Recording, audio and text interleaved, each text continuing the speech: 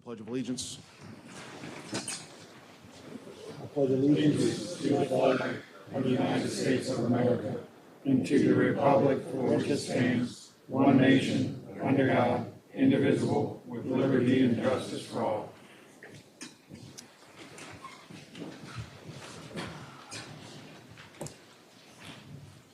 All right, first up on tonight's agenda is presentations. I will relinquish the floor to Mayor Hushauer.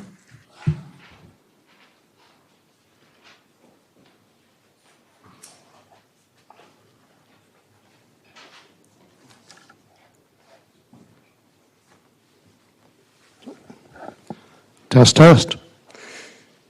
All right, before I go into the official proclamation declaring the town as taking on the name of Mount Scary later on in the month, we're going to start by talking about something that's a little more serious, a lot more serious, and that's breast cancer awareness. We have our Making Strides Against Breast Cancer Awareness in Central Maryland. That will be on October 15th. It's at 9 o'clock in the morning, and it's a pretty easy Google or YouTube search to get on there and type in Mount Airy Making Strides Cancer Walk, and you'll be able to sign up, make a donation if you want to, but come out to Watkins Park if you're able to at 9 o'clock in the morning. There'll be vendors, booths, all kinds of things set up out there, and we'll go on a nice long three-mile hike, and then we'll wrap it up from there. So please participate in that. I see a couple of Kiwanis people out here. I joined your team, so thank you. Okay, second of all, we have a proclamation that was written for the town of Mount Airy and signed by the entire town council and myself. The town of Mount Airy transforms to Mount Scary proclamation. Whereas the town of Mount Airy seeks to invigorate community spirit and engagement during the Halloween season by rebranding the town as Mount Scary. And whereas this transformation represents a celebration of creativity, unity, and the joy of Halloween spirit for both residents and visitors to Mount Airy. Whereas a myriad of spectacular events ranging from the haunted caboose to a costume contest to a spooky trail are meticulously planned for the delight of all participants of all ages from October 21st through October 28th. Now therefore be it proclaimed by the Mayor and Town Council of Mount Airy, we do hereby declare the week of October 21 through 28, 2023 as Mount Scary Week. The community is encouraged to partake in the festivities, embrace the spooky transformation, and celebrate the essence of Halloween together as one. And this is our proclamation that has been signed by everyone. And during that week, lots of spooktacular things will be going on. And I'll just run over a few of them. So October 21st and 22nd is the haunted caboose. It's 30 foot of terror that you have to be able to make your way through. 30 foot by 10 foot, okay? Halloween story time at the caboose will be on October 23rd, and that's free. It's at noon, and it's free for all to participate. October 24th will be the Pets on Parade at Wildwood Park, 1 p.m., and that's free to participate as well. So you can decorate your pet in a costume and bring them out. October 25th, Ghoulish Gnome Photo Scavenger Hunt on the Town of Mount Airy Facebook page will be occurring. October 26th, Halloween House Decorating Contest voting.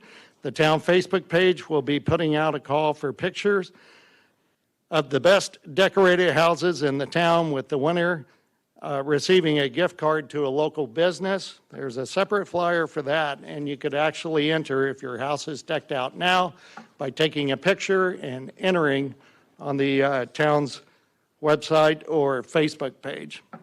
October 27th will be a costume contest for all ages with a historic photo recreation at 5 p.m. in Rails to Trails East at the Watkins Park entrance with a walk to the rail yard on 3 North Main Street. Free to participate. There will also be a trunk or treat event with the Twisted Rods of Maryland and Chewy's Performance Automotive at 6 p.m. in the municipal parking lot, and that is free to participate as well. So, and in preparation for this, I will become the official mayor of Mount Airy. So I hope everybody comes out and enjoys that event. Thank you.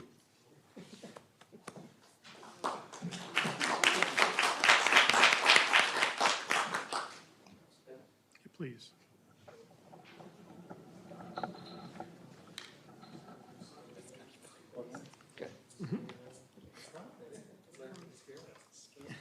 Scary Larry.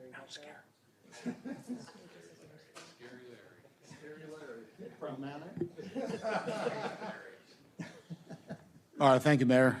Next up on our agenda for this month is our public comment section. How many people wish to speak? Was that 5? All right, we'll go 3 minutes or so. That'll work. Feel free, whoever would like to speak first. Sure, some of these others are all speaking about the same thing, so let me get out of their way. Good evening. I'm Wayne Evans. Tonight I'm representing, do we need my address? 16473 Old Frederick Road. Tonight I'm representing the Mount Airy Disaster Relief Fund. Most people don't know that there is such a thing in town. Mount Airy Disaster Relief Fund was created in 2006 after the Christmas townhouse fires in 2005. It was originally called the Family Fire Fund, and it gained 501c3 status in 2017. It is made up of independent citizens here, charitable-type citizens here. The current board of directors is Ellie Bondi as president, Bill Butts is vice president, Rach Ann Mayer secretary, and I am the treasurer. Our directors are Jerry Simons, Mary Uzo, Cheryl Knight, Justin Green, Kathy Fertali, Martha Edmonton, and Harry Johnson. Harry is the chaplain for the Mount Airy and the Frederick City Police Departments. Also serving on our board is Alexander Banderas, who acts as our liaison with our Hispanic citizens. Mission statement for the Disaster Relief Fund is a volunteer organization of caring individuals who have established a 501c3 fund to provide immediate short-term assistance on a case-by-case basis to residents in greater Mount Airy, not just within town. Those who have suffered an unforeseen catastrophic event. Now, we define that as catastrophic as fires, floods, tornadoes, things like that, things that are natural, in most cases, natural disasters. We have been called to help with a couple of disasters, fires especially, but we're also on the front lines when the tornado came through. So we have been around for a long time. What we're trying to do is get our name out there. So the first thing we've done is created a rack card. This is who we are, has our mission statement on it. We're going to start placing these at businesses throughout town, and we'll be doing some presentations through town too as to who we are and what we do. So this is the first part of a two-prong. The second, and all of you at the head table have these in front of you, and I know they're scary when you look at them. Emergency. Okay? This is a notebook that we have created in case of emergency. Mount Airy Disaster Relief Fund. It's got our phone number, our P.O. box, address, and if you go to the card, the Q on the bottom of that will take you to our website and to our Facebook page. The second part, of course, is the book. The book is we put 500 copies together of this book. There's only 4 pages in it, but all of the costs for this book, the printing, the covers, the end covers, all of that has been covered by 2 outstanding individuals here in town. One is Sherry Cates with State Farm Insurance. The other is Dan Regal with Brown and Regal. Dave Regal, excuse me, with Brown and Regal. It's 4 pages, as I said. The first page, personal information, your name, your address. It does go into things, family names, things like that. And why do we do that? Well, many of you would say, well, I'm going to keep all these records in my cell phone or my computer. That's all well and good, but they don't work very well in a disaster, unfortunately. They can burn up or flood. So these books, we say to put in a safe place, preferably fireproof, so that we don't lose them in a fire. There's a lot of very important material in there. I talked about the first page. The second page is doctors and dentists. even some of our families. And when I say families, if you have seniors that are living alone, you may not know all of their doctors and dentists. You may not know all of their prescriptions. This is a place to find all of those, who their doctors are. It's also a place where advanced directives can be placed so that they can be found easily. Third page talks about banking. We have heard horror stories about spouses, and unfortunately it seems to be enough senior citizens, those that are not so computer savvy and high tech. We don't know. We find that one or the other, the spouses tends to be the one who takes care of all the bookwork, takes care of all the money, pays all the bills. The others are delightfully ignorant of what that might be. So if the one spouse that passes away takes all that information with them, how do the other spouses find all of that? How do they find this information? Well, they know where to go to.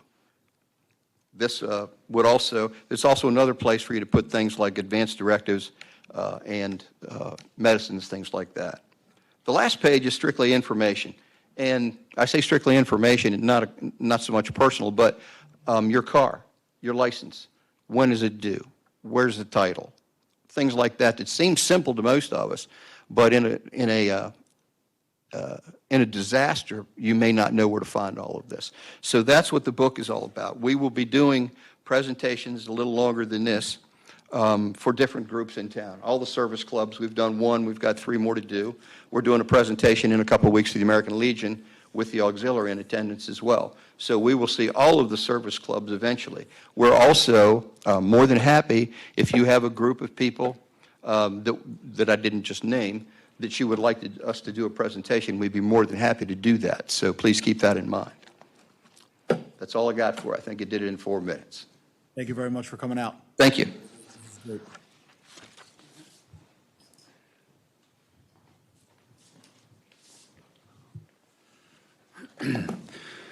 I'm Ron Thompson, Vanmar Associates. 3 months ago in the August Town Council meeting, Town Council rejected Ordinance 2023-32 to amend the water ordinance. Tonight you have Ordinance 23-40 on the agenda, again as another attempt to subvert the planning process. The Beck project has completed the public hearing process, and now this ordinance is an attempt to negatively impact that project. We've identified wells with potential of 100,000 gallons per day and others between 20 and 30,000 gallons per day from our well testing program, and these were disclosed in our APFO summary. And these are where we expect to provide our water for the project. Passage of this ordinance will negatively impact the development of the project by not allowing many of these wells potentially to be developed. We request you reject this ordinance 23-40 and let the planning process proceed as it's supposed to. Thank you. Thank you.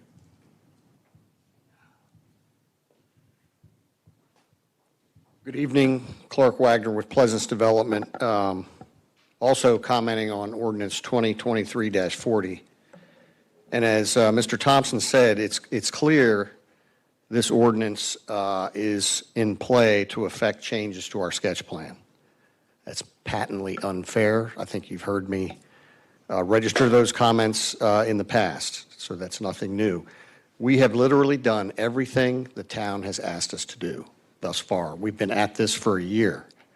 We've gone back to the beginning, had charrettes, spent literally hundreds of thousands of dollars.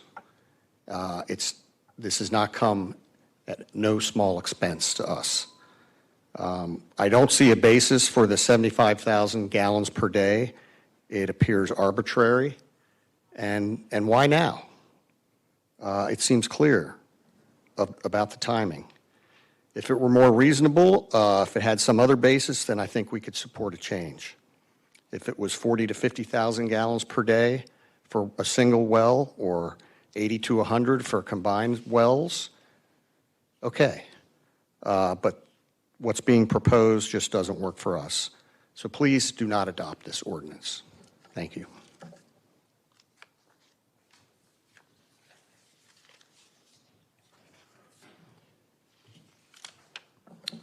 Mr. President, members of the council, is this on?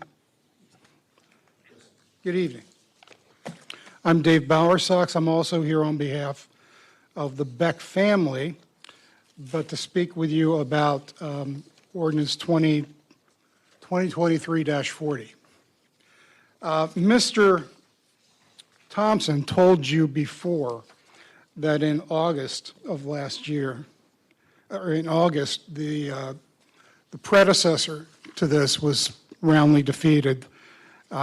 But this ordinance addressing minimum yields from potential community water supply wells is the most recent iteration of something that's been kicking around for over a year.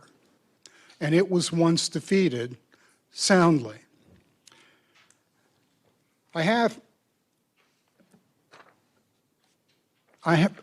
went and I found the December 20th, 2022 memo from Dave Warrington to the council addressing the ordinance as it was proposed initially. And the terms of the ordinance that are applicable here tonight, the Water and Sewer Commission recommended that this be removed. And the reason is interesting. Now, granted, the present ordinance before you is not the same language as the last one, and I'm going to get to that. But the differences in the language of the ordinance do not have anything to do with refuting the logic of the Water and Sewer Commission from 2020, encouraging you to disregard this. The proposed yield requirement, I'm reading from the memorandum. The proposed yield requirement of 75,000 GPD could severely limit the town's ability to bring production wells online. These numbers are significant. For example, if the proposed yield requirement were in place when town wells 1 through 4 combined MDE permitted GPD of approximately 65,000 GPD per well, and well 5 MDE permitted GPD of 43,000 GPD came online, code would have prohibited the town from accepting these wells. Any reconsideration of this or similar requirements should be supported with evidence demonstrating a need to require a minimum yield, giving consideration to the risk associated with setting a minimum yield. Now let's look at the new language. The initial stanza in paragraph C is identical. Then there's some qualifiers. They have nothing to do with the logic of the memo I just read you. Let's start with the third, availability of treatment facilities to treat the water from the well. That's a given. If the water's not going to be treated, it doesn't matter how many gallons are there. That's something that a developer would have to take care of. The ability of the well to maintain production of at least, so we start with a minimum of 75, and then maintain at least 75,000 GPD during periods of drought. Does that make sense? A drought is a period of groundwater diminution. The Maryland Department of the Environment annual average appropriation from the well, everyone in this state is locked into that. So in any event, there's also some additional language that says, notwithstanding the above, it's possible if you have a substandard well that you can bring online, if the cumulative amount of wells linked together exceed 150,000 GPD. I submit to you that the same logic that the Water and Sewer Commission mentioned for a 75,000 gallon well is applicable to that. 150. Truth of the matter is, I'm not aware of any study that's been done that says it's an absolute requirement of X thousand gallons per day in order for our water system to function adequately and reasonably satisfactorily. There may be some numbers that are optimal, but we haven't heard what they are either. We haven't heard anything, except we see the exact same number we started with in December of last year. And the recommendation of the Water and Sewer Commission was that it be rejected. I was in a meeting Thursday in another jurisdiction, another town in this county. We were trying to find out what the parameters would be for another project in that town to bring it online as a production well. I got to tell you, the number was less than your 75. Thank you.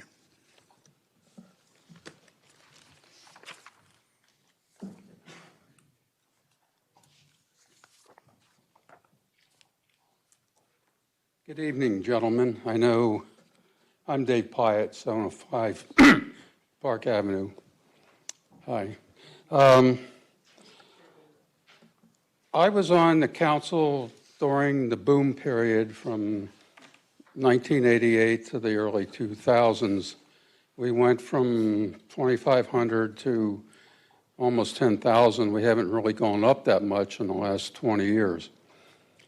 What I'm saying is that the one thing I learned early in my tenure, and it continued, was water was everything.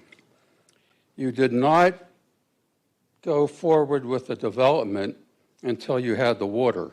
This was the way the MDE process was constitutionally set up to do. You always had to have the water beforehand. We made a huge mistake in August of 2020, and I think that is somewhat shared because of the COVID, a lot of extenuating circumstances. But we gave up that basic position of having the water first. You folks don't realize the pressure the council was under in those days to come in. Developers would come in with 20,000 gallon a day wells, 30,000 gallon a day wells.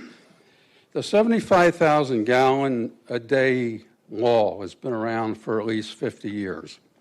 That was always the basis for accepting a well. Maybe it was a little, sometimes it was, I remember one time it was 45 gallons a day, but I mean, it was in that ballpark. You had to have something around 75,000 gallons a day because you had to do daily testing. You had to have a man that station, and now we have PFAS and other requirements. Once the developer gets his thing and he gets his houses, he turns the well over to the town. For the next 100 years, it's our cost to maintain, to test it, and to make sure it's running properly. And Mayor, you can tell people how hard that is. That's not a trivial task. Running a water and sewer system, we have 11 wells, and each one is precious. So that's why we have the 75,000 gallon a day. This type of thing where they're coming in with numbers that are based on 8-hour tests. When you do a 30-day test, you typically get half of what the capacity is. You'll have 100,000 gallon a day 100,000 gallon a day. I've done some preliminary numbers. By the time you get done with this complex site, you have urban issues. The building footprint for this thing is almost the whole site. So when MDE gets done with this, you're going to get a dribble, and they're probably going to give you close to zero. So I think we made a retractable mistake in August of 2020. I think, I remember my mentor, Mr. Hobbs, said, after one of my early meetings, there's a fine line between an elected official and a public butthole. And if you knew Delane, you knew he said it with. We all make mistakes. I don't fault people because I've been here. It's easy to fall into these things, but it was a huge mistake, and I think this ordinance at least is a pretty good start to work our way out of the hole we're in. Okay, thank you.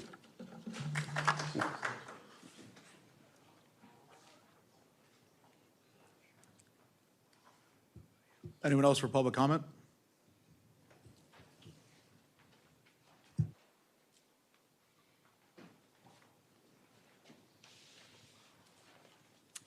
Elmer Bailey, Twin Ridge resident, Mount Airy.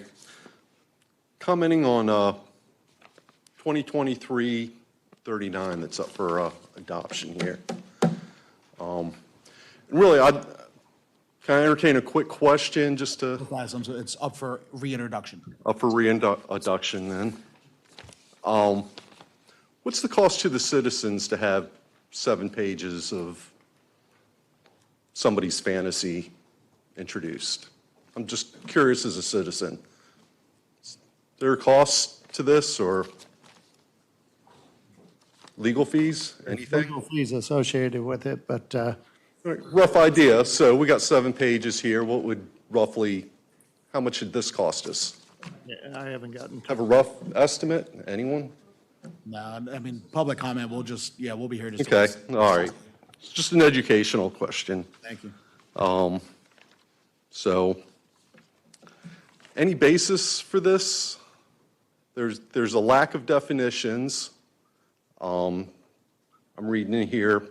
There's an influx of vape shops. To my knowledge, by definition, there's not a single vape shop in town. Anyone want to enlighten me which vape shop is operating in town that we're basing legislation on, or prohibitive legislation? None? Yeah, we're just public comment. We're just public comment. All right, it was a question. So now we're legislating on imaginary what-ifs, prohibitive measures, anti-business, lack of definition. So I'm guessing what some councilman is saying, we'll open up a T-shirt shop that can sell vape products, bongs, tobacco, whatever, just as long as they don't call themselves a vape shop? Is that what we're angling for? Or is the idea here to put cannabis industries like front and center in front of our developments? Because that's where most of these CC zones are. I know there's a CC zone in front of where I live, and somebody's proposing that we put a cannabis dispensary right there at the entrance for all the buses that drive by. Was that the idea, instead of a retail setting where they belong? Yeah, I'm just kind of questioning, where does this even come from? It's an expense to the town, obviously, already. A lot of unanswered questions here, and just a lot of incorrect and false information in here. So, are we paying for legal advice or just legalese to have something like this written, whereas we get just the whereases and what ifs correct? I would like a little education. I think all the citizens might want to be enlightened on how this process even comes around. Somebody wakes up one morning, I want to write something ridiculous. Let's incur some legal fees and put it in front of the council and hope no one's paying attention and it goes through. A lot of preemptive language in here. Maybe you might have experience. How well does preemptive laws go over in the State House? From my experience, it doesn't. They don't like it. So maybe next time we're going to spend money on ordinances, have some truce and maybe a little due diligence on definitions and come up with something that actually makes sense. Thank you, sir. Anyone else for public comment? right, moving on. Next up on the agenda will be the approval of the council meeting minutes and closed minutes and other minutes related thereto. We will begin with our September 2023 Town Council meeting minutes. Do we have a motion to approve? I'll make a motion to approve. Do we have a second? Second. Any discussion? All in favor, please signify by saying aye. Aye. Opposed? Right, next up, our September 2023 public hearing minutes on ordinance 2023-30 to change open space and adequacy waiver threshold for mixed-use district MXD. Do we have a motion to approve? I'll make the motion to approve. Second? I'll second. Any discussion?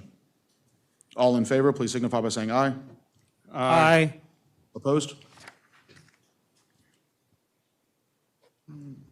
And then our September 2023 closed meeting minutes related to land acquisition. I will make a motion to approve. Do we have a second? I'll second. Any discussion? All in favor, please signify by saying aye. Aye. Next up is our Civil Air Patrol report. Captain Rolfe, please come up. Excuse me. Good evening. This is our report for the Mount Airy Composite Squadron for September 2023. It's a thing now, right? Under mission significant activities, the squadron ground team participated in our wing level search and rescue exercise last month. The team was able to practice skills and procedures related to searching for an overdue pilot, which included airfield ramp checks, witness interviewing, and emergency beacon location. For community support, we provided the color guard for the town's 9/11 memorial ceremony. Under qualifications and achievements, we had one member that completed both qualification as a ground branch director, which is a key incident command staff position, and also the Air Force Rescue Coordination Center's 2-day basic inland search and rescue course. We also had another member that completed both the ground team member level 2 and urban direction finding qualifications. For significant training, the squadron supported the training recertification of 2 other ground team leaders from other units, and our Cyber Patriot team has begun intensive training in preparation for this year's competition season. We had 2 cadets complete orientation flights. We grew by 2 cadets and 2 senior members this last month. In operational status, our ground team remains fully mission capable and ready for assignment. On the horizon, we have quite a busy month coming up. Oktoberfest, that was rescheduled from last month. We'll be supporting that in this coming weekend. We also have personnel supporting a group level emergency services training event the same weekend. We have cadets preparing to compete in the Wings Annual Warrior Challenge, which is a opportunity for the cadets to show off their skills. And the Wing is hosting its annual conference at the end of October. I will pass along that is an open event. If anyone is interested in attending just to see what broader Civil Air Patrol looks like, please let me know. We also have a member of the squadron that are scheduled to complete water survival training next month. And we are coordinating a focused training event on small unmanned aerial systems with the objective of getting several of our members fully qualified as technicians for that skill set. Pending your questions, that's all I have this month. Anyone have any questions?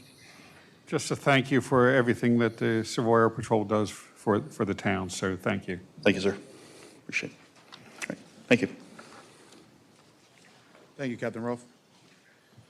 Next up, we'll have our Mount Airy Police Department, Lieutenant Ginevra, our acting chief.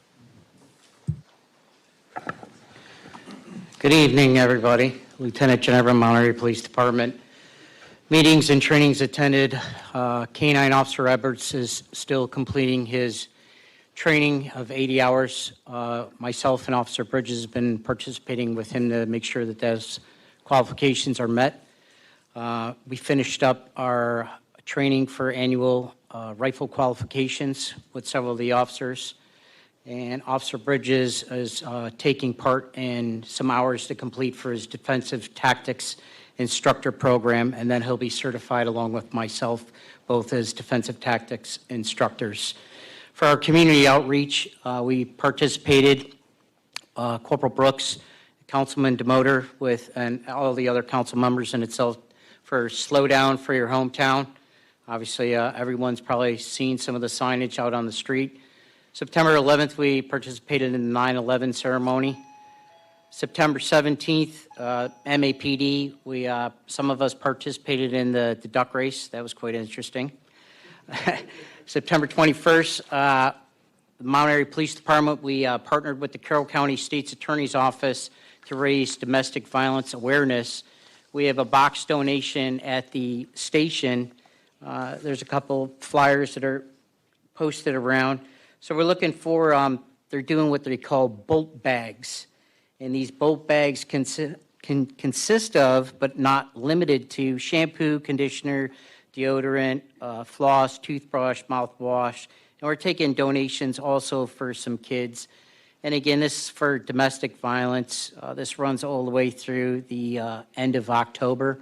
So if anyone would like to donate for the domestic violence bags, we're taking those donations at the station. You can walk in, and there's a box there. You can place that stuff inside. There's a couple pictures that everyone may see attached. Also, Corporal Brooks out there with one of our young little officers in itself. September 26th, we participated in a traffic enforcement detail. A complaint came into the station in reference to Main Street, and along with, obviously, slow down for your hometown. I thought it'd be nice and interesting to get some of these guys out here yet again on Main Street, that corridor. So they were in the north and south and in the middle also. So we had a bunch of officers dedicated that evening in itself, again, to put awareness out there, what's going on. A total, it doesn't seem like the numbers are very large, but it's not always about the numbers. It's just educating some of the people and, again, having those officers present in that corridor. A total of 19 stops were conducted. 10 were in reference to speeding. Out of those 10, 9 were at North Main and Ellis. We seem that there's a lot happening there. There's a nice hideout there, too. Just teasing. There's 2 at South Main Street. Some other violations were headlight, tag lights, brake lights for violations, for repair orders and stuff like that. 2 in reference to the stop sign here at Prospect. Please be mindful of that stop sign. There's that crosswalk there. We have the new distillery and stuff. There's a lot of people there. They want to come enjoy themselves, crossing the street for parking and stuff like that. And also, again, 1 cell phone violation. So that worked out pretty well for us. We're trying to do an initiative every month. So if anyone has any suggestions or anything like that, I'd be definitely opted to hear some of those suggestions. October 28th, we're doing the drug take back at the station between 9 and 1 p.m. for at the Mount Airy Police Department. I have 0 opioid overdoses to report for the month. And our criminal activity for arrest, we went from last month from 22 to 13. The number has dropped just a little, but the guys are still out there aggressively handling a lot of things that they're self-initiating for these arrests. So I know the numbers seem maybe a little alarming, but these are guys that are self-initiating. It's not the calls that they're getting and locking people up in reference to that. These are your suspended drivers, some drug arrests and things like that that are out here. And most of the guys you'll see at the end of the evening, so to say, they're down at that lower end of the corridor. That seems to be the vast majority of the activity that we have during all hours of the day, but especially at night at that bottom end. We have 70, it brings in all that traffic. That's my report. Does anyone have any questions? Anybody? Anyone? Questions? I just, Chief Ginevra? Yes, sir. a couple comments here. First off, thank you for all you all do. Yes, sir. And I also noticed on the crime watch that you all initiated some traffic stops and got some drugs and some people that were, let's just say, out on expired warrants or were looking to be arrested because of a failure to appear. So thank you for that. And would Yes. also like to remind people, if you see something, say something. Just give them a call or 911. It's always better to be safe than sorry. So Correct. That's Yes, about sir. it. Yes, Officer Gebhardt is definitely keeping busy out there. Okay. That he is. Officer Ebert's also still, when he finishes that training, we will be scheduling him to certify that canine dog also. So I know that wasn't a question, but I just want to make sure everyone is aware of that also. So he should be completed at the end of this weekend here after Oktoberfest. Anyone else? Yeah, one quick comment. Yes, ma'am. Thank you for, we talked about this a couple of years ago, getting out there and promoting the community service and working with the community. And you have a lot of events coming up in this fall season, I know, as we do in town. So thank you, because I hear a lot of comments about your booth, and you always have the fun giveaways. And you guys really do a great job at community policing, so thank you for that. Thank you. Yes, ma'am. Yes, and I wanted to also thank you for all you're doing for our community, and thank you for all your support on the Safe Streets campaign that we ran this fall. Of course. That was a town-wide grassroots campaign. And then I want to thank you for your focused effort on Main Street. I think it's important we continue to focus on Main Street. It's our major artery through our town, and it's a place where transients come in and through our town. So it's important to just continue vigilance on our Main Street. So thank you. Yes, sir. Thank you. And I'll just chime in on Officer Edwards rejoining us to the council members who weren't here prior. Officer Edwards used to be a Mount Airy officer, and I guess once a Mount Airy officer, you always are. So he came back, and he'll be handling the K-9.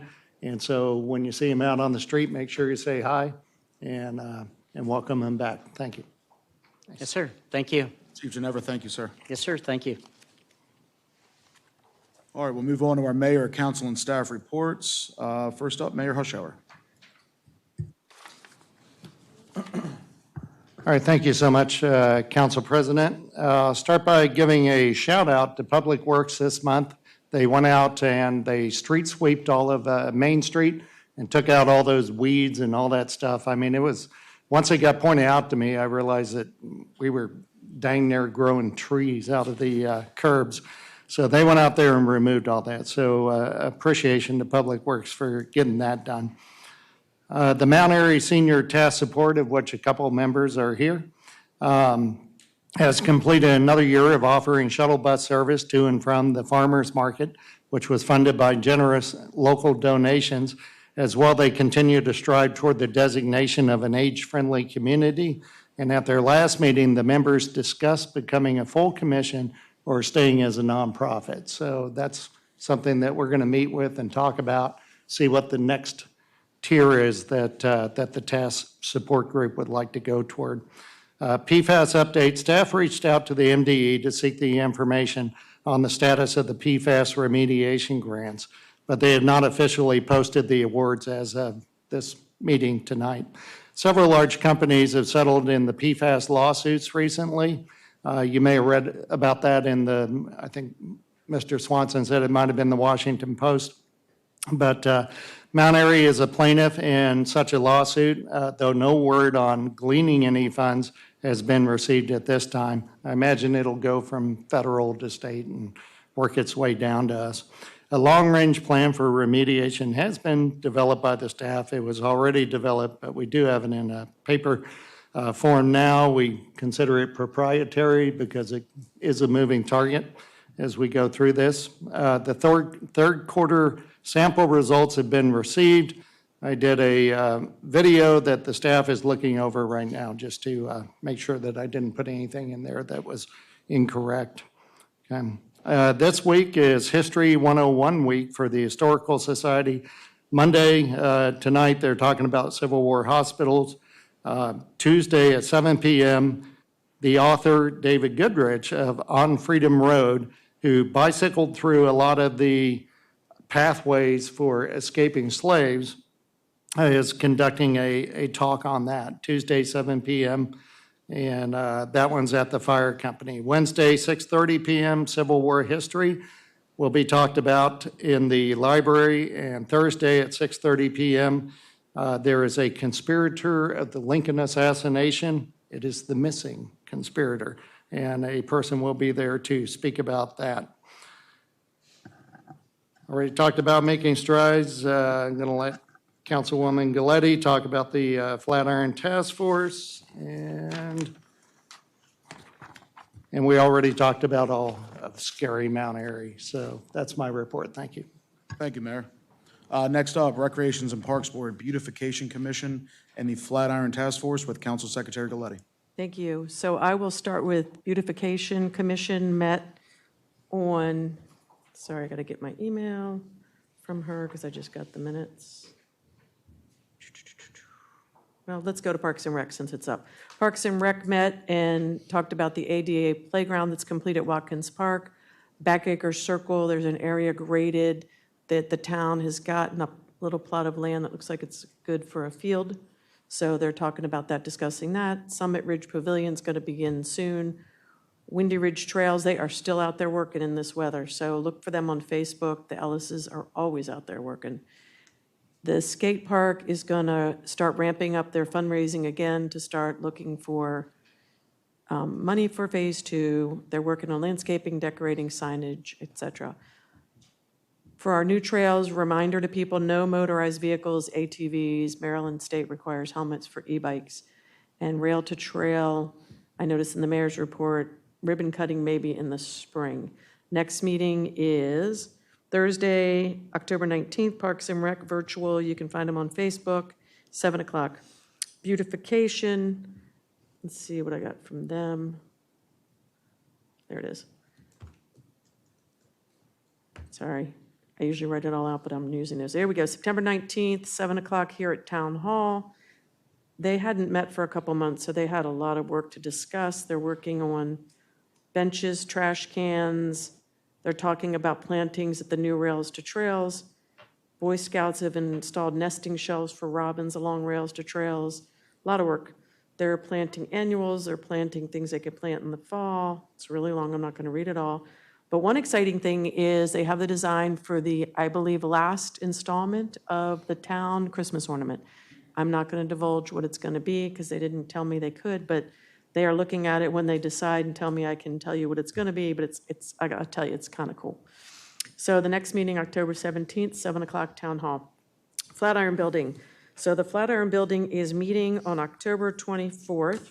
I'm going to touch on here at Town Hall, the Flatiron Task Force at 7 o'clock. They are still working on grant applications.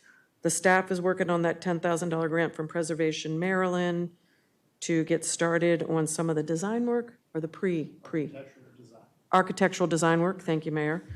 So come on out. I do want to point out, the Mayor kind of glossed over it. He touched on it because it's Mount Scary, but a lot of the stuff, the haunted caboose, the murder mayhem, the ghost bus murder mystery, if you haven't done that, you have to do that. We did it last year. I didn't realize Mount Airy 100 years ago was a lot of murderers. So it's kind of interesting. You might want to take that tour because it was eye-opening. The bingo, they donate and they're helping with the Flatiron. So definitely try to attend their events. I want to touch on something from the mayor's report because I don't know if everybody in the public gets it, but I want to say thank you to the mayor because he does, if you ever read his report, if not, ask for it. He does something almost every single day of the month. Sorry, Southwest, some point in there, he does fly for you. But on September 14th, he went to a VA service dog ceremony in Frederick because there was a service dog that has been named after Navy Corpsman Jordan Way, HM3 Jordan Way, who grew up with my children. So thank you, Mayor, for going to that, and that's kind of cool that there's a service dog out there named Jordan now. Is he Jordan Way or just Jordan? They just call him Jordan. Jordan, okay. But he's cute. They can call him J-Man like Jordan. So, and that concludes my report. Thank you, Council Secretary. Next up, we'll have the Planning Commission with Councilmember Evans. Thank you, Mr. President. On the 25th September Planning Commission, the Carroll County planner relayed that the Transportation Master Plan for Carroll County will be done by November 1st. The Frederick planner announced that 488 age-restricted homes were approved to be built north of Oakdale High School. Ordinance 2023-32 was given a 4-to-1 favorable recommendation with an amendment of 30% instead of the previously written 40%. And ordinances 2023-35 and 2023-39 were combined, and 2023-39 was given a favorable recommendation to come back to us. Obviously, we'll be talking about that very shortly. I'd like to thank Chairman Butts and Vice Chair Gant and the Planning Commission as well for hosting the public hearing for the Mount Airy Crossing. Very well done. I think the citizens came out in droves and were able to express their opinions. So thank you very much. Thank you also to everyone who put in the work to make it happen and the American Legion for having us. I got a lot out of the comments from everybody, basically, and it educated me further on, some of the things that we have to look into for the development. Next master plan workshop will be Thursday, October 5th. Thank you. Next up is our Streets and Roads Commission and EDC with Councilmember Demoter. All right, thank you. So EDC met on September 27th. The discussions there centered mainly on identifying projects of mutual interest for collaboration with MAMSA. I want to give you a reminder that the town will hold its Oktoberfest celebration this Saturday, October 7th, so please come out for that. The next meeting is on October 25th. Moving on to Streets and Roads. Streets and Roads met September 26th. We discussed a range of speeding and street safety concerns raised by our citizens. Action plans for resolving many of these issues were decided upon on the spot, in part benefited by the mayor's attendance and participation at that meeting. So Larry, by having you there, issues came up, we could quickly decide how to move forward. So that was very productive, and thank you for attending. We also followed up on topics discussed at our joint town meeting that we held last month with MDOT, State Highway Administration District 7 leadership, on a range of topics on Main Street safety issues as well as throughout the town. You've heard our fall Safe Streets campaign is drawing to a close. I think the campaign was very well received by our citizens. We had good grassroots participation. And again, I want to thank MAPD and the mayor for all the support in that campaign, along with some of our local businesses who placed signs out as well. So that was a positive effort, and we're going to do that again next spring. And our next meeting is scheduled for November 28th, and that concludes my report. Thank you. Next up, we have the Recycling and Sanitation Commission and the Sustainability Commission with Councilmember Munder. All right, thank you, Council President Washington. The Sanitation Recycling Commission met on Wednesday, the 20th, here at Town Hall. Just some quick comments about it. The curbside, we had a total of the amount of items we picked up at the curbside bulk pickup. The total was approximately 16.89 tons of material were picked up during the bulk pickup. We also discussed the, I want to say if I can pronounce right, the Terra drug deactivation system, which is basically a bag you can get on Amazon, put your drugs in it, any prescription medication that you have that is expired laying around the house, add some water, shake it up, and you can throw it out in the trash, which is right here. There was one sitting around. It's available at Amazon. I believe the Carroll County Health Department may also have some laying around, so give them a call, please, if anyone is interested in them. Also, I'll just second that, as the chief said, the drug take-back is happening on October, dang it, October 28th, thank you. The National Drug Take-Back Day at the police station. And we had one citizen inquiry regarding composting. Why doesn't the town do it? We discussed that. They have discussed it in the past. But if anyone is interested in composting, no one can remember the name of the local company, but there's a local company up off of Route 15 by Beckley's Camping Center. Maybe I'll try and find that and announce it later, that you can give them a call and they will come pick up your compostable material and take it up there. So please keep that in mind. If you're interested in composting, you can also do it at your house. The next meeting for the Sanitation Recycling Commission is scheduled for November 15th at 7 p.m. in Town Hall. I would also like to say that the Sustainability Commission this past Saturday held the Green Fair, which was a makeup for the one from this spring that was rained out. People that came out there were treated to popcorn popped by solar power and learned about the various electric vehicles available for sale, electric bikes, and other various ways to help out the planet. Green Fair will also be held this spring. So please check back on the website for further information regarding the Spring Green Fair. I'd also like to make an announcement if anyone's interested in sustainability and serving on the commission currently has 2 openings. The next meeting for the Sustainability Commission is scheduled for Wednesday, October 18th here in Town Hall. That concludes my report. Thank you. Next up is the Water and Sewer Commission with myself. That commission meets the first Wednesday of every month, so we have not had the October meeting yet. We will meet on the 4th of October, this Wednesday at 7 PM here at Town Hall. In the November meeting, I will have a report on both the October and November meetings, unless you have anything you want to add. Good. All right.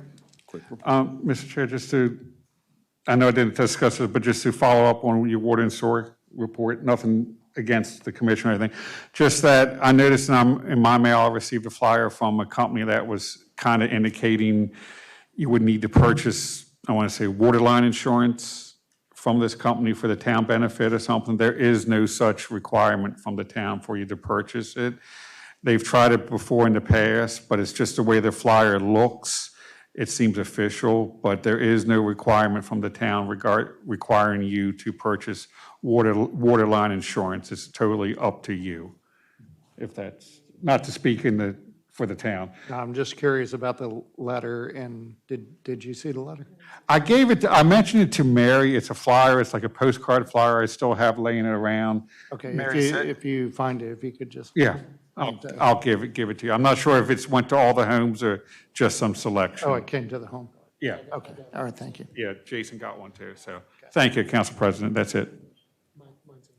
All right, thank you. Thank you. All right, we'll move on to the town attorney report with Mr. McCarron.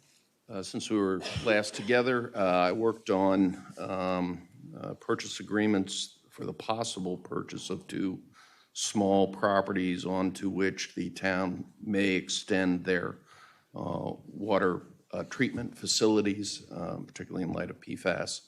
One of those properties, obviously, we'll be talking about later on in closed session. Did have some communication with the owner of the mobile home park who requested essentially a hookup, or at least what the cost would be. The response seems to have been that they will pursue grants given the expense of that potential. And then I also prepared Board of Appeals findings and decisions, 2 of them in time for tomorrow night's hearing, where they'll be approved presumably, and then also attended the Planning Commission meeting at which ordinances 2023-32, as well as the cannabis ordinances were discussed and recommendations made. Thank you. Thank you, Tom. Town Administrator, do you have anything? All right, and we all received the code enforcement report and the zoning administrator report. So we move on to new business. First up on a new business is the approval for Mamza Oktoberfest rain date change to Saturday, October 7th, 2023, from 12 PM to 6 PM. Motion? Oh, motion for the council to approve the change. I'll second that motion. Do we have any discussion on this? Hearing none, all in favor, please signify by saying aye. Aye. Any opposed? All right, Kelly will be happy about that. Next up is a recommendation of award for Prospect Road for the water main replacement. I'll relinquish to Barney Quinn for any information. Thank you. So we put the drawings out, the bid package out for the water main replacement. This takes about the end of the brewery on Prospect down to Rising Ridge Road, replacing that water line. It's one of our oldest lines, and goes to our initial water station with wells 1 through 4. It's upgrading a good part of it from 6-inch to 8-inch. Some of it already is 8-inch, but will help with the hydraulics and help with not having so many leaks that Brian has to keep going back out and tearing up Prospect. So we put the bids out, bid package out. We received 9 bids, and the attachment gives you a summary of all of those. But the lowest bid is from Metra Industries. We've called all the references, checked everything out. Everything looks good. And we'd like to make an award to them in the amount of $1,710,000. And there is plenty of funds in the budget line item and available from ARPA. Okay, I have one question just about it. Looking at the bids, all 9 of them, the numbers are so various. I mean, from more than $1 million less or $1 million more. Is that normal when you're getting bids like this? Is there a reason why? I mean, I don't want to spend more, but that number makes me nervous compared to the rest, that we might be kind of getting what you're paying for. Yeah, no, again, Metro Industries, they're a big outfit. They do lots of work in New Jersey. They have for Baltimore, Howard County, many places. In New Jersey is more of for artesian water, which is like a WSSC, a big water outfit. So they do a lot of their projects. And so I have confidence that, again, from all the calls I've made, have confidence they'll do a good job. And I mean, sometimes contractors will bid and you can tell which ones are really sharpening their pencils because they ask the most questions. The others, sometimes they're just throwing a bid out there saying, this is a safe bid for me. I'll gladly take it if I can get it for this price. So they might not be looking at it as closely as other projects. Okay. So it's just. Any other questions for Barney? Yes, two quick ones. So Barney, this is phase 2. Obviously, we did a phase 1. Who was contracted to do phase 1? So phase 1, when we were doing the widening of Prospect for adding the extra lane and for the brewery, as part of that project, we wanted to get phase 1 done, was 250 feet from Main Street down just past their property. So that was the phase 1 that was done by Bright Construction. Okay. So I noticed that they bid on this and they were not selected. Correct. Okay. And then a question, the 1.7 million, how much of this is coming from the ARPA funds? Is it all from the ARPA funds? 100%. Okay, outstanding. Thank you. Councilman Munder? Okay, Barney, I have one question for you, sir. I know during the replacement of the water main on Main Street, we ran into some potential asbestos contamination in the pipe. Are we expecting any type potential for that with the replacement of this, and has it been accounted for in the process of doing everything, so remediation costs? So that's a AC pipe or transite or asbestos cement, whatever you want to call it. We do not believe that we think it's all cast iron. Okay. Down Prospect, but not to say that we won't run into a section of it. Okay. But most likely not. Okay. All right. Cool. Thank you. If we do, we'll address it then. All right. Thank you. Yep. All right, do we have any other questions? All right, I'll make a motion to approve an award of $1,710,000 to Metro Industries for the Prospect Road Water Main Replacement 2 project. Do we have a second? I'll second. Do we have any further discussion? Hearing none, all in favor, please signify by saying aye. Aye. Any opposed? Thank you, Barney.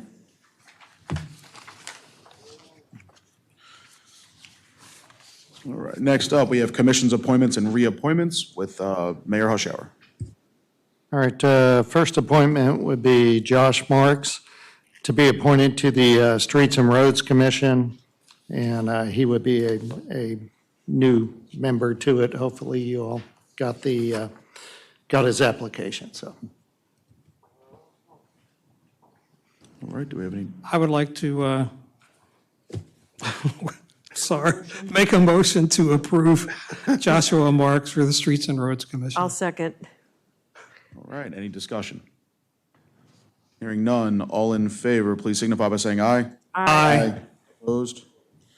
And thank you, Josh. All right, and second one is Daniel Gilmore to be reappointed to the Streets and Roads Commission. I would like to make a motion to reappoint Daniel Gilmore to the Streets and Roads Commission. I'll second. Any discussion? All in favor, please signify by saying aye. Aye. Any opposed? Right, moving on.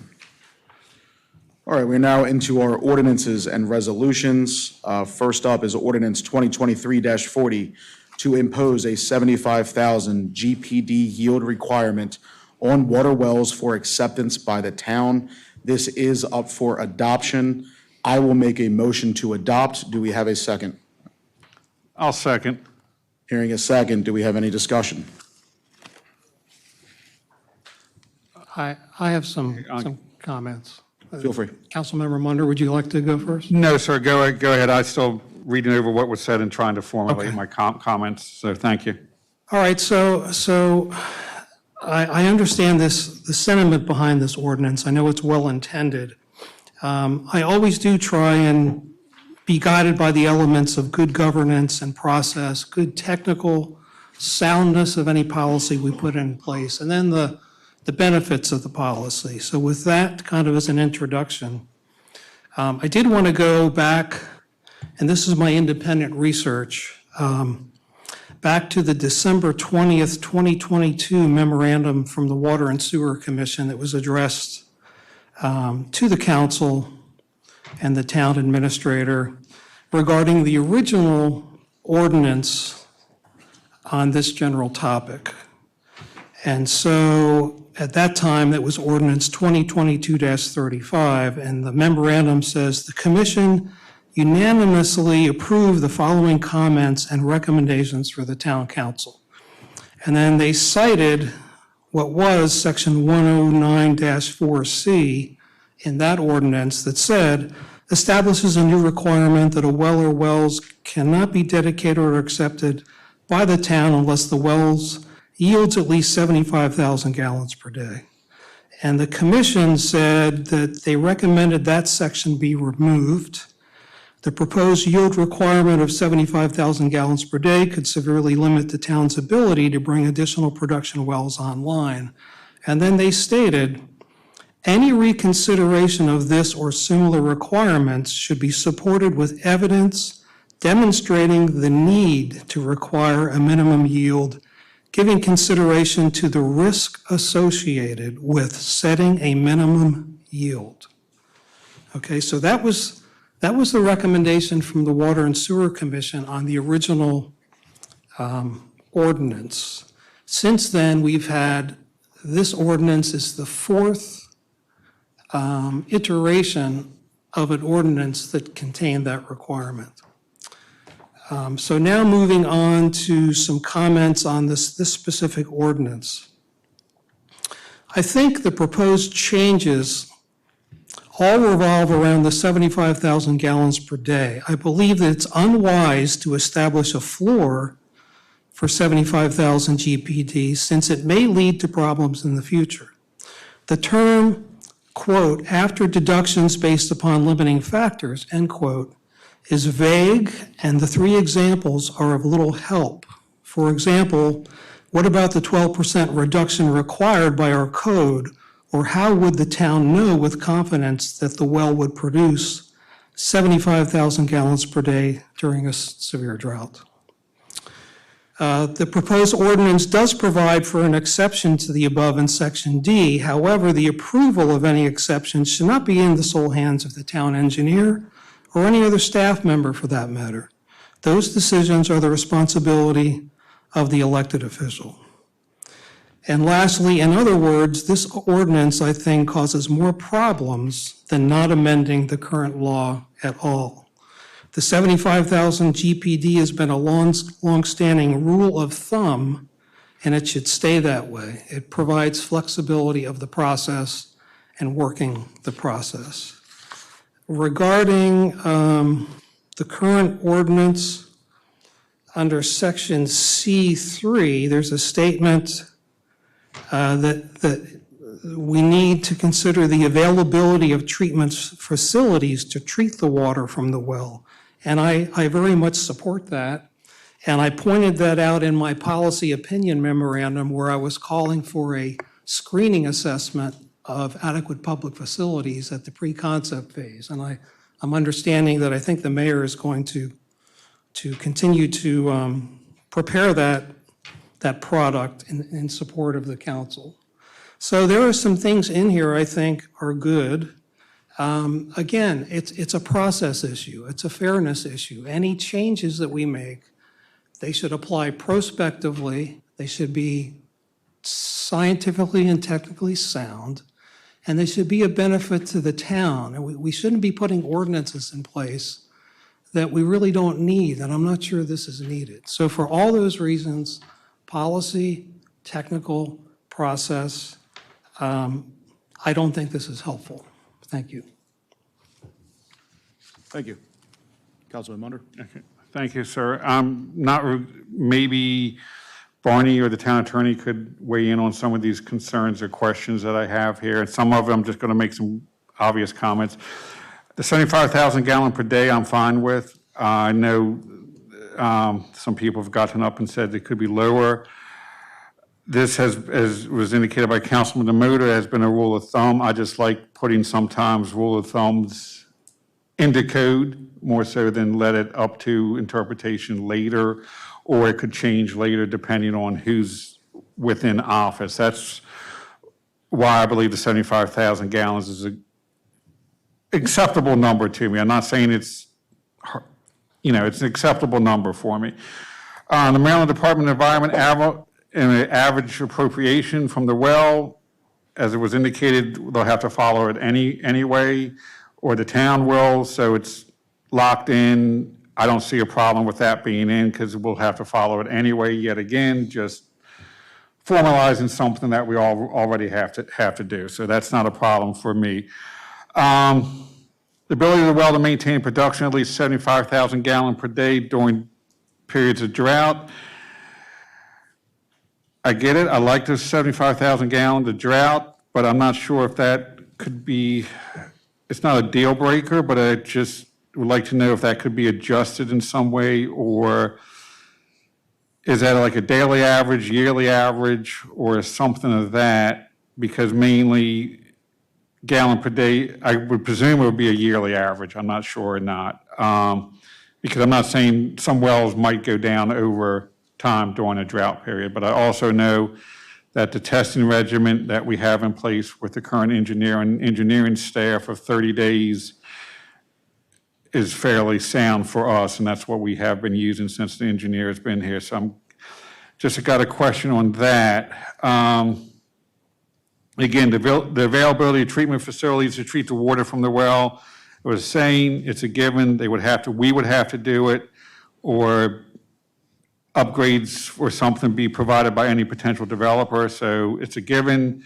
I don't have a problem having that in there. It's just, again, codifying something that is a rule of thumb roughly now. It just makes me feel better in the long term for anybody that's coming down. This one might be for Tom. I'm not sure if he can answer because I'm not sure if he would consider it advice or not. Under D, notwithstanding C above, I guess if we ever have to approve a well, it would be the council's final decision, correct? And we would be using a recommendation of yea or nay from the town engineer in that. Right, so it's not necessarily the town engineer would be making the decision, in my view, which the council would still have the final say on that. And it's just a recommendation, like we receive a recommendation from the planning commission on some things and stuff.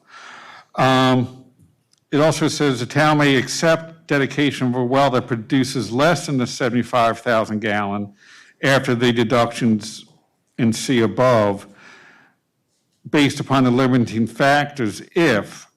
My question is, for these two, is it an either or would both conditions have to be met under D? I'm not sure if it's an either or, like one or the other. So if a town engineer believes a well is viable, that has a less than the 75,000 gallon or 50,000, can he still make the recommendation if only one of those two meet? Does that make sense? Do you follow my logic? I'm just asking because it's not clear the way it's written if it's an either or, must be both, or what. Well, each of those is a limiting factor, so, From above, okay. I mean, it's telling you that based upon the limiting factor, so you have to meet all your limiting factors. Okay. So it's both. So we would presume it's both, okay. And would, I guess, and is there one for this, at least in that year, like, understand the 50,000. I'm just asking, I'm not saying, the 150,000 gallon per day, where did that number come from? Or is it, should it, I'm just saying, is that a hard, fast number that we need, or could it be adjusted in some? I'm just asking, I'm just I not, think where the number came from is it's either two 75,000 gallon per day wells, or like a combination might be one that's Yeah. 85,000, one 65,000. Each well's above 50,000. Or it could be a combination of up to three at 50,000 each. okay, But the reason for the 150,000 is we don't want small water stations. So we have a water treatment plant, right, that goes along with it. It's a booster pumping station. You don't want to have a bunch of small treatment plants all over the place. We have 5 of them already. So that's part of the reason why you want to have minimum size wells, minimum size capacity in general. So you don't, so it's, you're not creating a little pocket treatment plant for each development. so it's kind of almost like to be cost-effective for the town once we take over the wells, or they deeded to us or something, if we so choose to. Yeah, and considering maintenance. Yeah, the long-term maintenance and costs of, that goes along with the well once it's been passed over to the town. Right. Okay, cool. Thank you. That And concludes, sorry. I was just going to add, to address, I guess, treatment was brought up. When we look at APFO water, it's 4 categories. It's the source water, so the well itself, or wells. It's the treatment, so treatment and, pumping station. It's the distribution piping, okay? Yeah. That's part of it. So if they're putting it in a place where we only have a 6-inch line, and hydraulically, you're not going to get that water where it needs to go, they're going to have to upgrade the lines as well. And then storage, elevated storage. Yeah, because, I mean, I'll just make a further comment. Unfortunately, at one point in time, I think, I want to say the previous councils didn't look at it because they had a rough rule of thumb of 75,000 gallons. But as time has passed, we need to start, and so there was like more, yield was more, a little bit more important than long-term costs.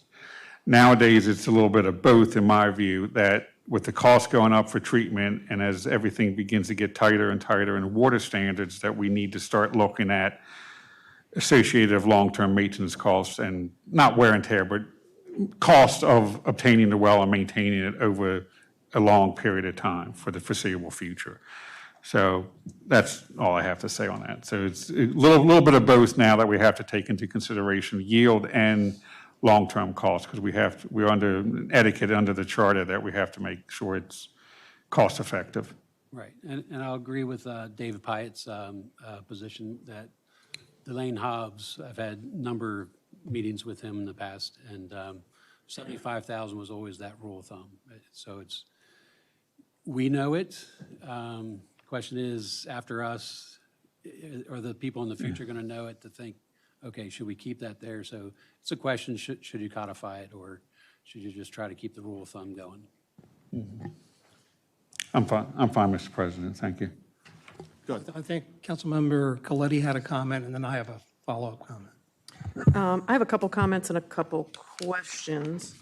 So one of my questions was, how did you come up with the 75,000? So it sounds like it's been a rule of thumb, SOP, standard operating procedure, for years, and it seems like everybody knows that, kind of in that field. So my other question was, has this gone to the Water and Sewer Commission before it came to us to vote? I guess not, since you haven't met yet in October. So my question would be, my concern is, I think this is pretty important legislation, obviously, because it's going to affect anything in the future from here on out. I feel like it needs to go to the Water Commission, because that's why we have these commissions, just like any other commission. So And I would like to find out if the chair of the Water Commission has any comments on this. Or would you like to come up and speak, or he usually doesn't say no. I was counting on that. Thank you. I just would like to know your thoughts, and do you feel like this is something, before we vote on an ordinance to make a change, shouldn't it come to your commission? Because you are the water guy in town. I don't think there's I don't know, is this on? I don't know if there's enough significant changes in there that it needs to go back, because the position the Water and Sewer Commission took about the 75,000 gallons was that there were more unknowns of what could happen in the future if you lock yourself in to 75,000 gallons. It's been a convention for years in this town. It's kind of worked well, but there can be circumstances, especially where you have a situation where there's not a whole lot of water we could see in our future coming in. And as the town grows out, at least infill of the existing property that can be built on in conformance with the zoning, we don't have enough water. So you don't want to lock yourself in and then find out we can put a well in, it'll give 60,000 gallons and say, sorry. So I think it's not worked out well enough to take into consideration all the factors that would impact that. So I think locking yourself in at this point in time is not the way to go. And that was echoed in the Water and Sewer Commission's memo, and nothing significant has changed. Thank you. Thank you for coming up. And just a follow-up comment, and I was remiss, I did want to bring that up, that, you know, the observation that, to my knowledge, this hadn't gone through the Water and Sewer Commission for a review. I did do a lot of detailed research on this and got input from a number of prominent experts in our town regarding water and sewer. But I also want to highlight, Barney, a comment you made, and talking about codifying this. I recall it might have been the second version. I think it was the second version of this that came before the council. And we had a conversation about this whole process. There's a science and an art to how you do this. And we talked about suggesting, and I think the council agreed, that the town ought to prepare a comprehensive guide or a guidance document. This is the kind of thing that maybe shouldn't be codified, but you need to pull together a document that has soup to nuts how this process works, what the rules of thumb are, what the conditions are, that type of thing. So my suggestion is not to try and prepare an ordinance on this, but for the town to go back and put together a good guide that will be, you know, it will memorialize the process and the institutional knowledge for us and then for future. That's my suggestion. Thank you. Anyone else? I'm done. All right, I'll go and throw my comments in. This is not about the back property, and I'm so tired of everyone talking about the back property only, and everything we do is specifically because of the back property. This is about fiscal responsibility for our town. We are in a deficit on the water and sewer side of things on both sides, the house and, you know, and the wastewater treatment plant, because of short-term short-sightedness without long-term ramification in thinking about what you're going to do. Treating and pumping water from a well that produces less than 75,000 gallons is not fiscally responsible for this community. It's just not. We're not locking ourselves into 75,000. I put a thing in there, a subset in there, that you can go down to 50,000 if you deem it necessary. That will come back from the engineer at some point, and then we, as elected officials, will get an opportunity to vote on that. But just because somebody, whether it be a developer or anybody else, wants to give us something, does not mean we have to take it. You want to give me a 20,000 gallon well? I guess you do. But that doesn't mean I want to pay to maintain 20,000 gallons of water or treat 20,000 gallons of water or pump 20,000 gallons of water, because in the long run, the money that you're using to do that does not equal out what you're getting in return. The return on investment for anything less than 75,000 gallons is not there. Now, if that affects the Beck property, okay, but is that why I wrote this ordinance? No. I wrote it because I'm tired of seeing short-sighted, gains and long-term negative ramifications, because that's how we got to where we are when it comes to the wastewater treatment plant and the money that is going through and out of the water and sewer. It's not responsible to take a well that produces less than 75,000, period. But if you have to, and you have to have that, something comes up where you need something with 50, we have the opportunity to do so. Anything less than 50 would be absolutely insane. It just would be. And I know I had plenty of conversations with Barney.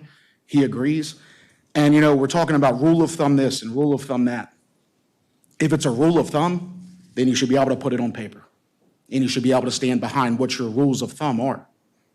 There's plenty of rules of thumb and maybe even ordinances that haven't been followed in the past. We don't know who's going to be here after us.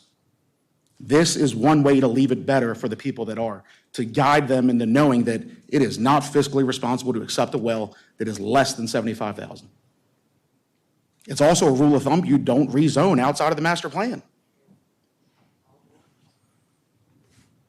Correct? So there's plenty of rules of thumb that you might have that people don't follow.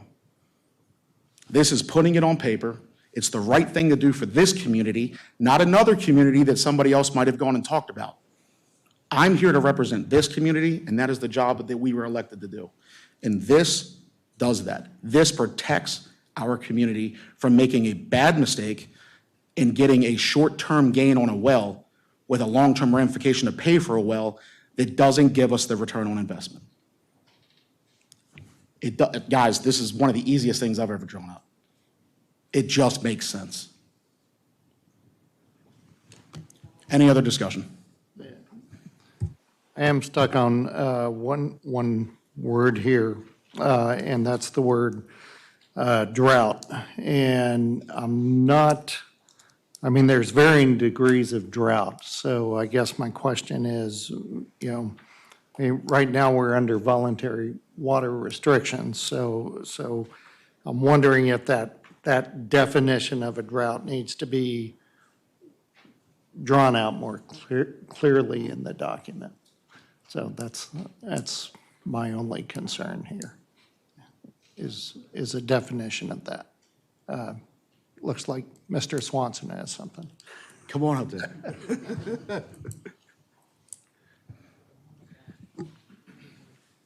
I have a similar concern about the idea of a drought, because you can't predict how severe drought is, what actions need to be taken in the reaction of any particular well. I want to let you know we are in a drought condition according to MDE here, now, in spite of all the rain we've had this month, because we have groundwater, and groundwater is different than surface water. We are in a drought.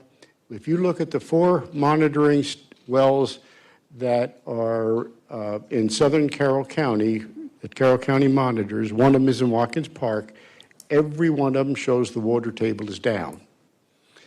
And what you do is you implement the drought policy we currently have. We are now in a voluntary.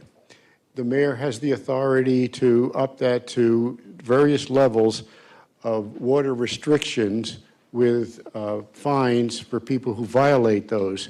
That's your mechanism for controlling the water, because when wells start to go down, you can't keep pumping them and then run a well dry or create a more severe problem where you're affecting your aquifer that will not generate at the level you need it to sustain the amount of water you need under normal circumstances.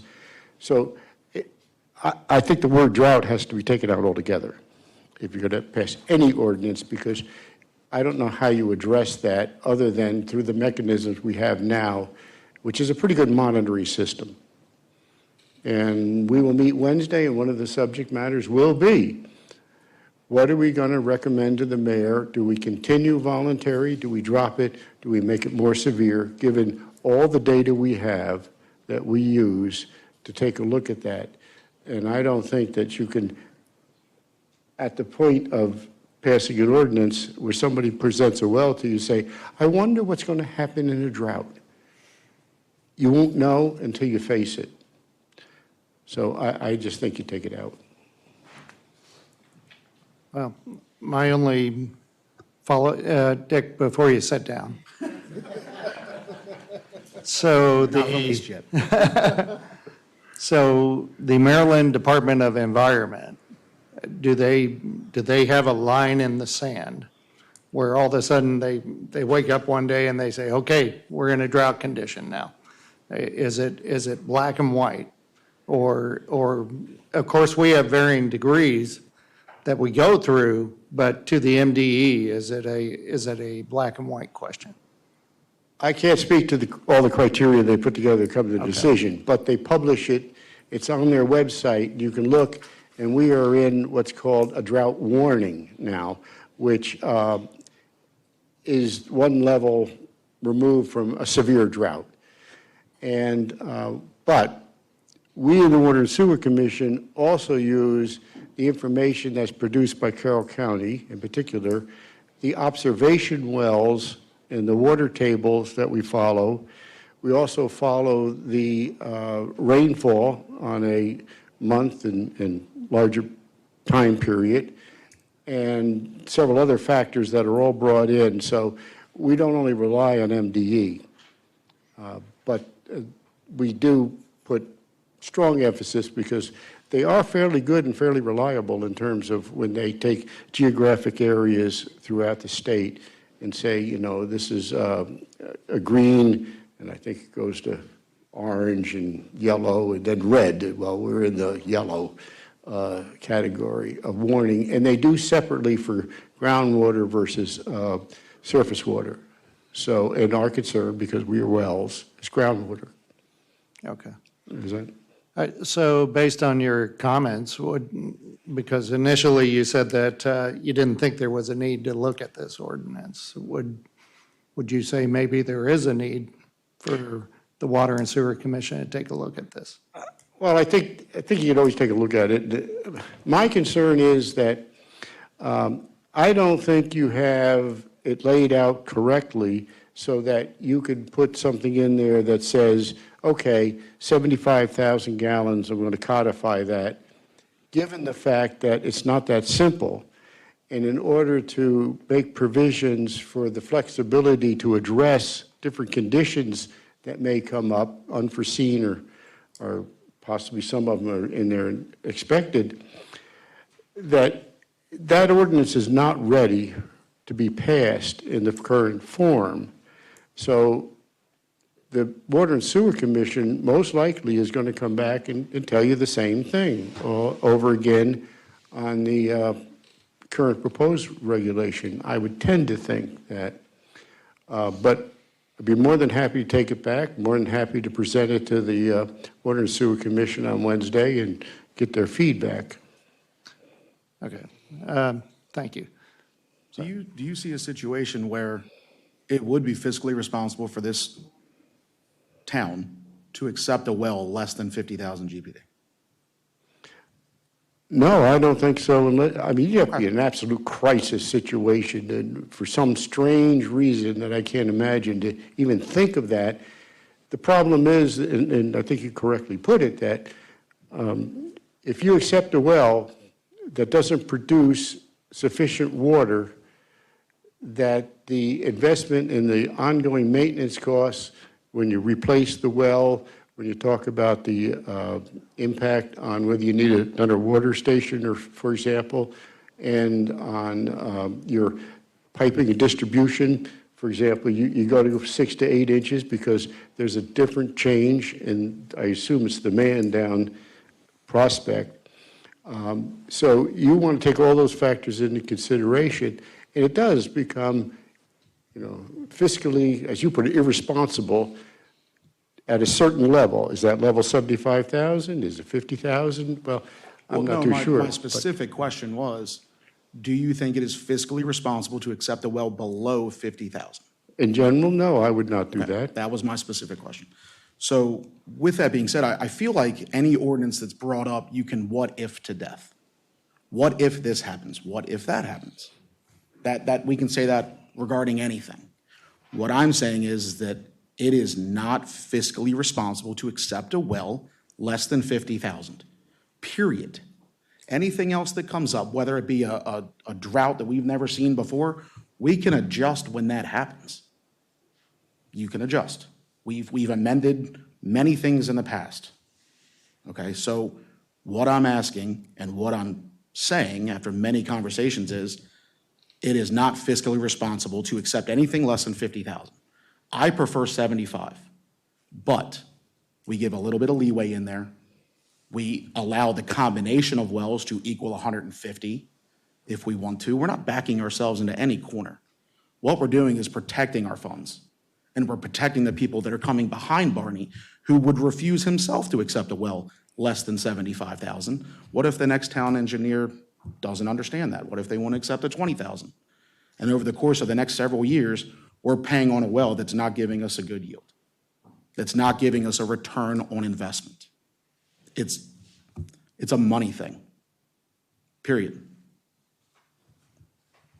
Go ahead, Barney. So regarding the drought, MDE goes through, besides all the testing that they do on the wells, they also look at their best, practice of trying to determine what is a safe drought, safety factor. They deduct that already from your appropriation, so they're already considering that. On top of that, we have a 12% drought factor. When you put those two together, I don't think you need to include the words during periods of a drought. I think you strike those words and then just say it must meet 75,000. Yeah. I think that's a safe call. It would cover, there's a graph that shows, every year that has a moderate drought. We haven't had an extreme drought since 2002. Those cases, you might not quite get what you're asking for, but you're going to be in restrictions at that time. Yeah. And we were back then. We were. We were definitely in restrictions back then. So. So a table amendment of Section D subset, C2. I'm sorry, C2, Yep. a table amendment that we remove subset C2 because they're already counting in the 12% plus what could possibly happen when they're analyzing it. Yes, yeah. And you already say in C that it must yield 75,000. Correct. So yeah, you could strike that whole line. Periods during drought, right? You Yes. could just strike that whole line. Yep. C2, I will make a table amendment to remove C subset 2 regarding the ability of the well to maintain production of at least 75 GPD during periods of a drought. So subset C2 will go. So that is a table amendment. Do I need to reintroduce? Seconded. It needs to be Oh, seconded. so we can second that. I think you have to be clear here, You're talking about the well ability to produce 75,000 gallons, but the key is the amount that the MDE permits the well at minus 12%, which is, actually, I think it's 10% for the MDE, and we have 12 in our code. Right. But so you take 75,000, you back it off by 12%, that is supposed to be your safety level. So so production is 75,000, the allowable is whatever that would be, Right. 60-something. With our total appropriations, we're already subtracting out that 12%. Right. Before we say this is what's available. So we're already considering that there in the calculation. So we wouldn't have to subtract it again from here. It's whatever the appropriation is, that's what we're using. We're using the appropriation permit amount less 12%. Correct. Right Right. now, we have 11 wells that total 927,000 gallons a day, and we subtract out 12%, and that's what we have available. 907. First basis that we have available. And like I said, 75,000 is not a hard number. It's always been the rule of thumb. We're putting it on paper. and giving ourselves a 25,000 gallon adjustment if we need it, based on the recommendation of the engineer and then the approval of whoever the elected officials are in the future.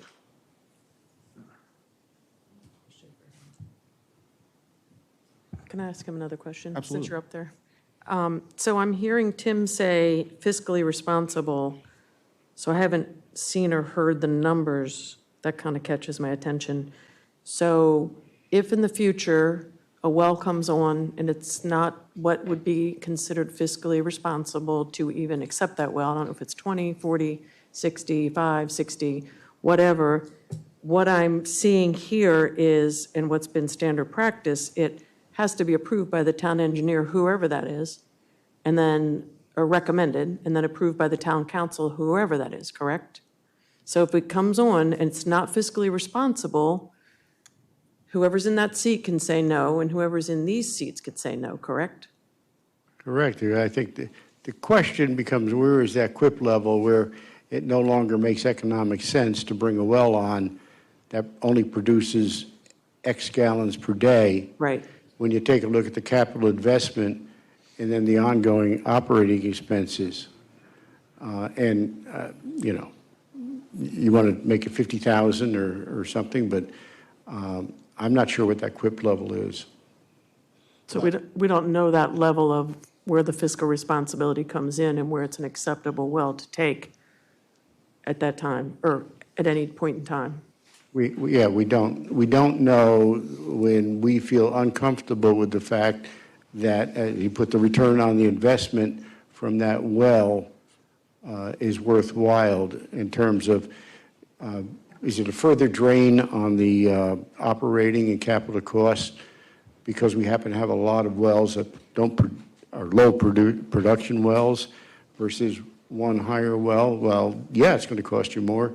How much and what's the tolerance level for that? We don't know. Okay, thank you. And I don't think it's ever been established. Right. But there, you know. So that's. You're absolutely correct, but there is a level when it makes no sense to take the well on because you're only going to be putting money into this well where if you had options that had a higher producing well, you're going to pay less per gallon of water that's being pumped out of it, obviously. So setting that level, that's a pretty difficult call.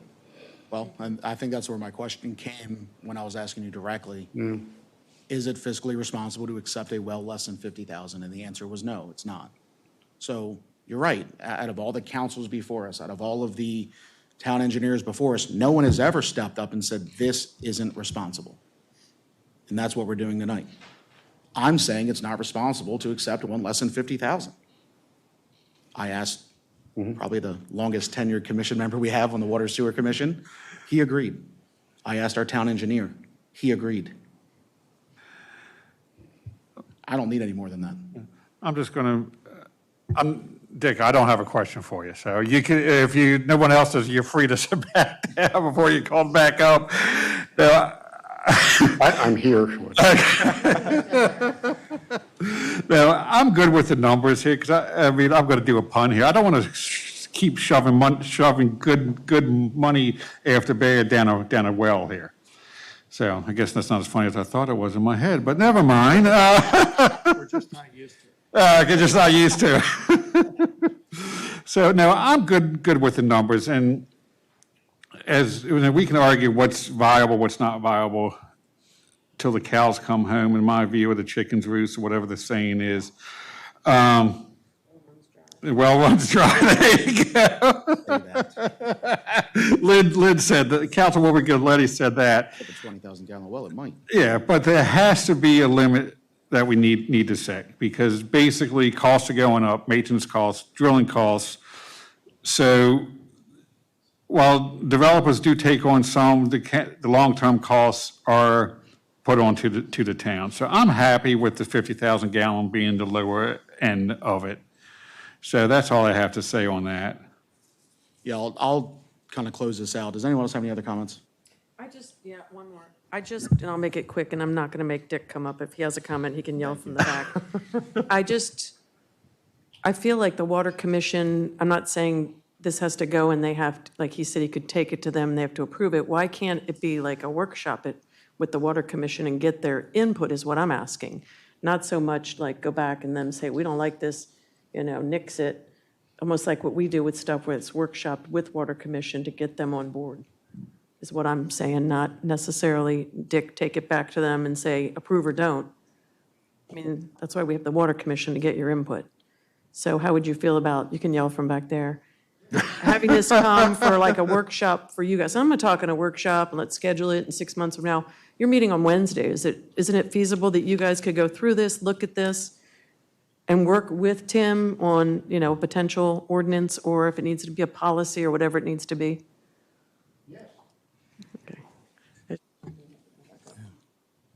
Any other comments? Yeah, just how do I say this? Quickly. There's, Just kidding, I'm just kidding. it will be quick. There's an expression that's kind of stuck with me. I'm retired now, but throughout my career, and somebody said it at a meeting and it stuck with me. And the saying is, you want it bad, you get it bad. Just from the conversations we've had at this table, I think for the good of the town, I think the Water and Sewer Commission should have a look at this, involve town staff, get the right people at the meeting. And I do want you to consider the option of preparing a guide, a town guidance document, not an ordinance, but put all of this in a guidance document. That would be my strong recommendation. Thank you. Thank you. Does anyone else have any comments? I'll say one more thing, and then we're gonna kind of move on from this. Yeah, I think you're on the path that, logistically, you had an amendment to the motion, so you would need a second for that and move on. You answered my drought question, so council, do as you will. I will finish this out with just a quick comment. How do I say this? Quickly. And it's going to be blunt. I was not elected to make guidelines. I was elected to do what's right for this community. And that's what I'm doing based on my conversations with the town engineer, with the mayor, going back and listening to the Lane Hobbs, and what our quote-unquote rule of thumb is, which everyone just said it was. If it's a rule of thumb, stand behind your rule of thumb because it's the right thing to do. I'm not here to make guidelines. I'm here to do what's right for this community fiscally, and that's what I'm going to do. So there has been a motion. It was seconded. We have discussed it. During the second, I have had a table amendment to remove C subset 2, which is the ability of the well to maintain production of at least 75,000 GPD during periods of drought. Now that it's been discussed and there's no further discussion, we will go to a vote. Oh, I'm sorry. I need a second for the table amendment. My mistake. I will second the table amendment. Do we have to discuss again? Is there any discussion on that? Okay, so hearing no further discussion, all in favor to adopt ordinance number 2023-40, please signify by saying aye. Aye. Opposed? Nay. Thank you.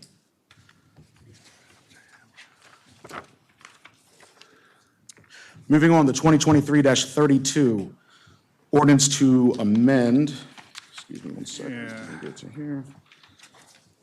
Ordinance amending mixed-use district MXD provisions related to open space for reintroduction with amendments and schedule a public hearing. Do we have a motion to reintroduce? I make the motion to reintroduce with amendments. Do we have a second?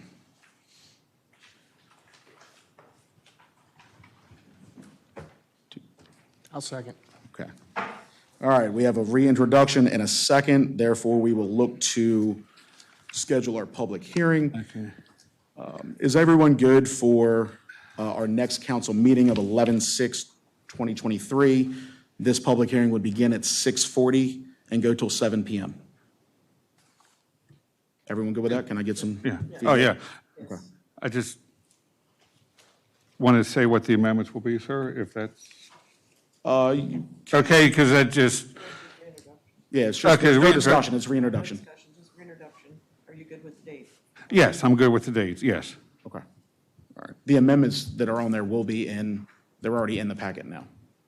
Okay, but I had a couple amendments that didn't make it into it due to timing, so I would like to give a heads up. Tom, can you? So if you want to do them at introduction phase, the proper procedure would be to move for its introduction with the amendments contained. Contained plus the in, following. plus You the would fo- want a second, Okay, and then it would be introduced with the amendments. You can also wait until the public comment and make table changes, as we saw just now, okay. when it's up for adoption. It's up to you. That's fine either, we can do it later, and we can do it later. It's nothing that hasn't been discussed before. I will be more than happy to email the changes to the following council members. If they have any questions prior to it, they can contact me. The changes in the copy we have. No, ma'am. No, as I said, one of them, the changes were due to timing, that Mr. Beck, that we publicly agreed to change some wording in there to alleviate some of his concerns and to alleviate something that came up during one of the public discussions to change something in there related to a comment made by the Pleasance team. So that was it. You have your choice. You can say it now, or we can do it. I can say it now so everybody just has it. That way, no one can claim later they're not aware of it or surprising. And I still would recommend emailing. Oh, yeah, I will. For extensive review. No, the past several planning commission meetings, Mr. Beck has gotten up and requested changes to take out property owner and, I want to say, replace it with applicant developer in several sections of it.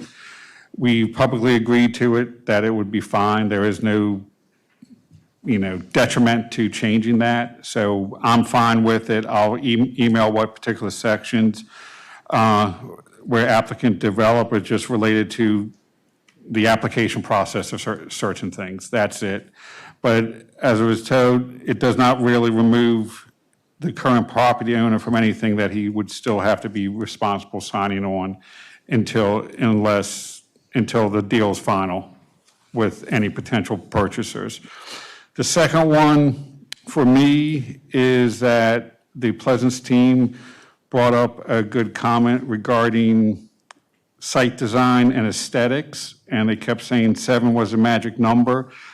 I unfortunately cannot go to that number. I don't believe that would be the best for the town, but I am willing to offer a compromise based on viewing the current plan that has been submitted as a pre-concept, that I'm willing to raise that number from 5 to 6 because of the outline of the plan and for aesthetic and visual planning purposes, potentially any changes that can come down the line. Also, I was recently reminded at the hearing by someone that a similar zone in town was approved with 6 units per grouping. So I'm willing, out of equity and fairness to all developers, past and present, that will conduct business to town under an MXD zone or a similar zone, I'm willing to put it to 6. Those that would be the changes. All right, we'll just get those to an email. Yeah, yes, sir, I With will. a clean copy for review. Yes. Yeah, so we're looking at 11/6, our next council meeting at 6:40 to 7 PM. Everyone good with that? Yes. All right, so that's done. Thank you. Thank you for allowing me to explain. Next up, we have ordinance 2023-35 for the purpose of prohibited on-site consumption of cannabis at an establishment that sells cannabis in the town. This is up for withdrawal. Do we have a motion? I make a motion for the council to withdraw ordinance number 2023-35 for withdrawal. And I second that. We have a motion. It's been seconded. Any discussion on the withdrawal? I would just like to explain why this is being withdrawn. It's not being withdrawn due to any technical issues. It was just combined with the ordinance 2023-39, so I would do it as duplicative, so that's why we're withdrawing it. Okay. Any further discussion? Hearing none, all in favor of withdrawing 2023-35, please signify by saying aye. Aye. Opposed? All right, it has been withdrawn. Next up, ordinance 2023-39 for purpose of enacting zoning changes with respect to vape shops, cannabis businesses, and hemp businesses. This is for reintroduction with amendments and to schedule a public hearing. Do we have a motion?